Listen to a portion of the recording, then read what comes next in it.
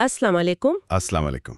आज हम एक ऐसी शादी का तज्जिया कर रहे हैं जिस पर पूरे मुल्क की नज़र है। जी। एक तरफ है पीटीसीएल, एक पुरानी सरकारी रिवायात वाली कंपनी, और दूसरी तरफ टेलीनॉर, जो एक जदीद बैनुल अक़वामी कल्चर रखती है। और सवाल ये है कि क्या ये जोड़ी कामयाब रहेगी या ये पाकिस्तान की टेलीकॉम तारीख की सबसे महंगी तलाक साबित होगी। बिल्कुल, तो हमारा मकसद सिर्फ खबरों की सुर्खियों से आगे बढ़ना है। जी, हम ये समझने की कोशिश करेंगे कि इस सौदे का मार्केट पर, सार्फिन पर और खुद इन कंपनियों के मुलाजमीन पर असल में क्या असर पड़ेगा। तो आइए इसका तफसीली जायजा शुरू करते हैं। सबसे पहला सवाल जो किसी भी बड़े कारोबारी सौदे पे उठता है वो यही है कि इससे हासिल क्या होगा, मतलब अच्छी बातें क्या हैं और किन चीजों पर हमें तशवीश होनी चाहिए। देखें, इसको समझने के लिए एक लफ्ज है सिनर्जी। कारोबारी दुनिया में बहुत इस्तेमाल होता है। अच्छा, सादा लफ्जों में इसका मतलब है कि एक और एक मिलके दो नहीं बल्कि 11 बन जाएं। 11। ये सुनने में तो बहुत अच्छा लगता है, लेकिन क्या ये सिर्फ एक खूबसूरत लफ्ज नहीं जो कॉर्पोरेट मीटिंग्स में इस्तेमाल होता है? नहीं नहीं, ये सिर्फ लफ्ज नहीं है। असल में ये 11 बनेंगे कैसे? बहुत अच्छा सवाल है। उसके 3 ठोस तरीके हैं। पहला, इखराजात में बचत। ठीक है। सोचें, 2 अलग-अलग हेडक्वार्टर्स, 2 मार्केटिंग टीमें, 2 बड़े-बड़े इंतजामी ढांचे, इन सब को एक करने से बेतहाशा पैसा बचेगा। सही। दूसरा है नेटवर्क की ताकत। पीटीसीएल का फाइबर और लैंडलाइन का नेटवर्क मुल्क के कोने-कोने में है, लेकिन उनका मोबाइल नेटवर्क इतना मजबूत नहीं। जी।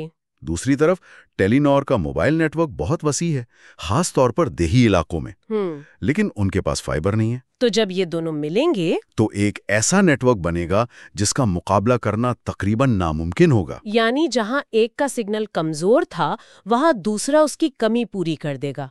ये तो सारिफ के लिए अच्छी खबर लगती है। बिल्कुल। और तीसरा और सबसे अहम पहलू है मार्केट पर गुलबा। अच्छा। ये दोनों मिलकर तकरीबन 7 करोड़ 40 लाख सारिफीन की कंपनी बन जाएंगे। ये पाकिस्तान की सबसे बड़ी टेलीकॉम कंपनी होगी। इतने बड़े कस्टमर बेस के साथ मुस्तकबिल में 5G जैसी महंगी टेक्नोलॉजी में सरमायाकारी करना उनके लिए बहुत आसान हो जाएगा। ये तो सब बहुत मुस्बत पहलू हैं, लेकिन हर बड़ी कहानी में कोई ना कोई चैलेंज भी होता है ना?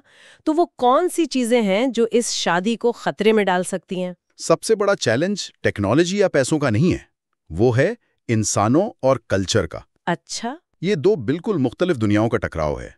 पीटीसीएल एक पुराना सरकारी इदारा है, बाद में निजी मुल्कियत में आया। वहां आज भी काम करने का अंदाज, फैसले करने का तरीका वो एक खास सरकारी कल्चर की अक्कासी करता है। और टेलीनॉर? दूसरी तरफ टेलीनॉर एक नॉर्वेजियन मल्टीनेशनल कंपनी है। उनका कल्चर बहुत खुला, जदीद और तेज रफ्तार है। एक मिनट, यहाँ मैं रोकना चाहूंगी। जब आप कहते हैं कि 2 कल्चर्स को मिलाना मुश्किल है, तो इसका अमली मतलब क्या है?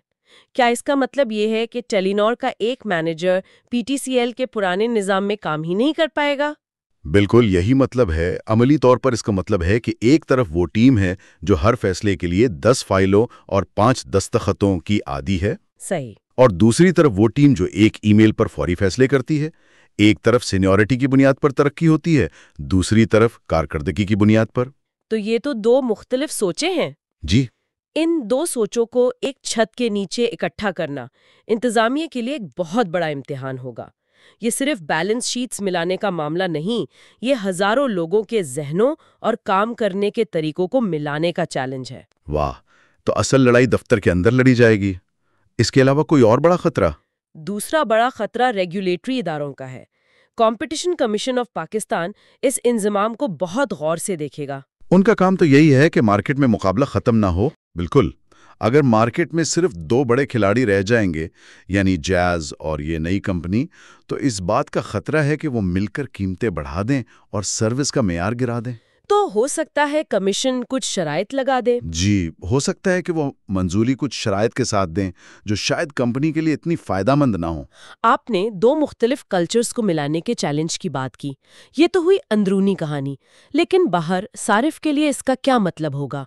उनका बिजनेस मॉडल कैसे बदलेगा कि हमें कोई फर्क महसूस हो? यहाँ एक और दिलचस्प कारोबारी इस्तिलाह आती है, कन्वर्जेंस, यानी हम आहंगी।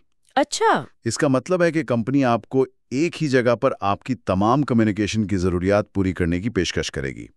اسے کمیونیکیشن کی دنیا کا سوئس آرمی نائف سمجھ لیں۔ یعنی ایک ہی بل پر سب کچھ، موبائل، انٹرنیٹ، ٹی وی؟ جی، آپ کو ایک ہی بل پر موبائل سروس، گھر کا تیز رفتار فائبر انٹرنیٹ اور شاید ٹی وی اور دیگر ڈیجیٹل سروسز بھی مل جائیں گی۔ لیکن کیا اس آل ان ون ماڈل کا ایک خطرہ یہ بھی نہیں کہ کمپنی ہر کام میں اوسط درجے کی ہو کر رہ جائے؟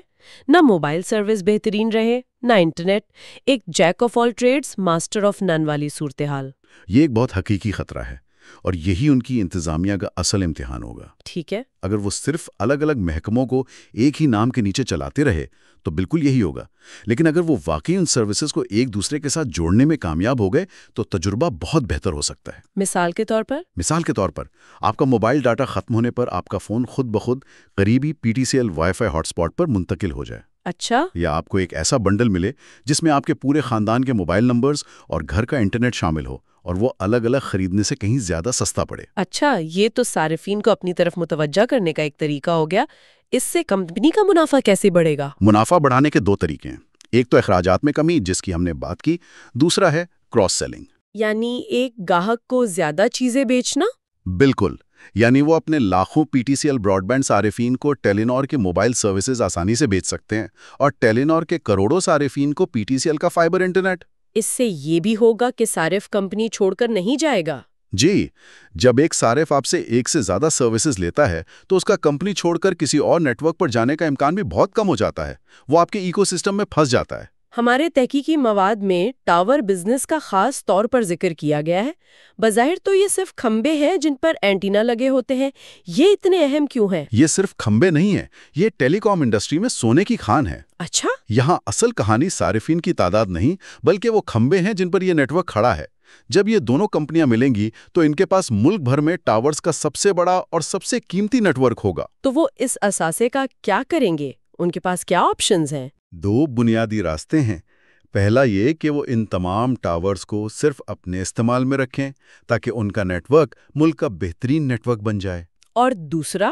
لیکن دوسرا راستہ بہت زیادہ دلچسپ اور منافع بخش ہے، وہ یہ کہ وہ اپنے ٹاورز کو ایک الگ کمپنی ٹاور کو بنا کر اس میں منتقل کر دیں۔ ایک الگ کمپنی؟ جی، یہ کمپنی نہ صرف PTCL ٹیلی نار کے نیٹ ورک کو سروس دے گی بلکہ اپنے حریفوں جیسے جیز اور زونگ کو بھی اپنے ٹاورز کرائے پر دے گی۔ ایک منٹ، کیا آپ یہ کہہ رہے ہیں کہ وہ اپنے ہی مخالفین سے پیسہ کمائیں گے؟ بالکل، یہ انضمام PTCL کو صرف ایک ٹیلی کام کمپنی سے ایک انفراسٹرکچر بادشاہ میں تبدیل کر سکتا ہے جو اپنے حریفوں کو ہی اپنا انفراسٹرکچر کرائے پر دے کر پیسہ کمائے گا۔ واہ! یہ ایک بہت ہی مستحکم آمدنی کا ذریعہ ہے کیونکہ دوسری کمپنیوں کو بھی اپنا نیٹ ورک چلانے کے لیے ٹاورز کی ضرورت ہوتی ہے۔ دنیا بھر میں یہ ایک بہت کامیاب ماڈل ہے۔ تو سرمایہ کار اس پہلو کو بہت گہری نظر سے دیکھ رہے ہوں گے۔ جی، کیونکہ یہ اسٹیل کی پوری مالیاتی تصویر بدل سکتا ہے۔ یہ تو واقعی گیم چینجر ہو سکتا ہے۔ اچھا، اب اس انفراسٹرکچر کو چلانے والے لوگوں یعنی انتظامیہ کی بات کرتے ہیں۔ نئی کمپنی کی قیادت کس کے پاس ہوگی اور ان کا ویژن کیا ہوگا؟ کسی بھی انضمام کی کامیابی یا ناکامی کا 80% انحصار اس کی قیادت پر ہوتا ہے۔ ٹھیک ہے۔ یہاں سب سے بڑا سوال یہ ہے کہ کیا قیادت بیسٹ آف بوتھ ورلڈز یعنی دونوں کمپنیوں کے بہترین لوگوں اور طریقوں کو اکٹھا کر پائے گی، یا پھر ایک کمپنی کا کلچر اور انتظامیہ دوسری پر حاوی ہو جائے گی؟ تو آپ کے خیال میں کون سی طرف کا پڑنا بھاری رہنے کا امکان ہے؟ PTCL کا پرانا تجربہ کار عملہ یا ٹیلی نار کے جدید سوچ والے مینیجرز؟ یہی تو سب سے بڑا چیلنج ہے۔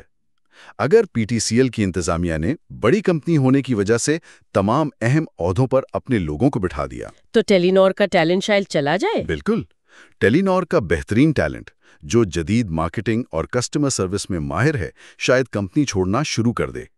اس سے وہ تمام فائدے ضائع ہو سکتے ہیں جن کے لیے یہ انضمام کیا جا رہا ہے۔ تو کامیاب قیادت کیسی ہوگی؟ ایک کامیاب قیادت وہ ہوگی جو ایک نئی مشترکہ ٹیم بنائے اور یہ پیغام دے کہ اب کوئی PTCL یا ٹیلی نار نہیں بلکہ ایک نئی کمپنی ہے جس کا اپنا ایک نیا کلچر ہے۔ اور اگر وہ یہ کرنے میں ناکام رہے تو کمپنی اندر سے ہی کمزور ہونا شروع ہو جائے گی۔ اور آخر میں وہ سوال جو سرمایہ کاروں کے لیے سب سے اہم ہوتا ہے، مستقبل میں کمپنی کے سٹاک کی قیمتوں کا کیا ہوگا؟ ہمارے نوٹس میں فی حصہ آمدنی یعنی ارننگ پر شیئر EPS کا بھی ذکر ہے۔ देखें, मुख्तसर मुद्दत में तो शायद कुछ उतार चढ़ाव देखने को मिले। वो क्यों?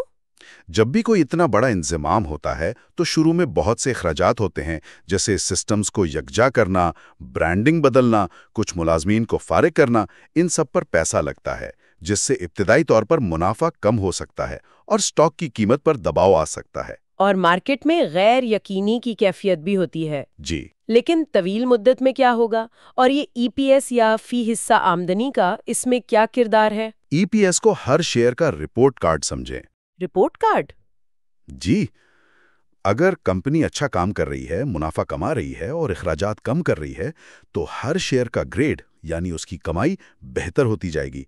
सरमायाकार इसी रिपोर्ट कार्ड को देखकर कंपनी की सेहत का अंदाजा लगाते हैं। तो अगर इंजमाम कामयाब रहा? अगर इंतजामिया वो तमाम फायदे हासिल करने में कामयाब हो गई जिनकी हमने बात की है, अखराजात में बचत, ज्यादा सार्फिन, नई सर्विसेज, तो कंपनी का मुनाफा बढ़ेगा और उसका नतीजा बेहतर ईपीएस की सूरत में निकलेगा। तो अगर मैं एक आम सारिफ हूँ, सरमायाकार नहीं, तो मुझे इनके ईपीएस से क्या फर्क पड़ता है? इनका रिपोर्ट कार्ड मेरे माहाना बिल पर कैसे असरअंदाज होगा? बहुत अच्छा नुक्ता है। बराए रास्त तो कोई फर्क नहीं पड़ेगा, लेकिन बाल वास्ता तौर पर बहुत गहरा ताल्लुक है। वो कैसे? एक माली तौर पर मजबूत कंपनी ही मुस्तकबिल की टेक्नोलॉजी जैसे 5G में अरबों रुपए की सरमायाकारी कर सकती है। एक मुनाफा बख्श कंपनी ही अपने नेटवर्क को बेहतर बनाने और कवरेज को फैलाने पर पैसा खर्च कर सकती है। मतलब अगर उनका ईपीएस खराब होगा? अगर कंपनी का रिपोर्ट कार्ड यानी ईपीएस खराब होगा, तो इसका मतलब है कि वो माली तौर पर कमजोर हो रही है, और एक कमजोर कंपनी न तो नई टेक्नोलॉजी लाएगी और न ही अपनी सर्विस को बेहतर बनाएगी। तो बालाखिर कंपनी की माली सेहत का असर हर सारिफ के तजुर्बे पर पड़ता है। तो मतलब ये कि इब्तिदाई झटकों के बाद अगर कंपनी सही सिमत में चल पड़ी, तो न सिर्फ सरमायाकार खुश होंगे, बल्कि सारिफीन को भी बेहतर सर्विस मिलने की उम्मीद है। जी हाँ, लेकिन इसके लिए सब्र और एक बहुत मजबूत अमल दरामद की हिकमत अमली की जरूरत होगी। मार्केट सिर्फ वादों पर नहीं, बल्कि ठोस नताइज पर रद्द अमल जाहिर करती है। ठीक है।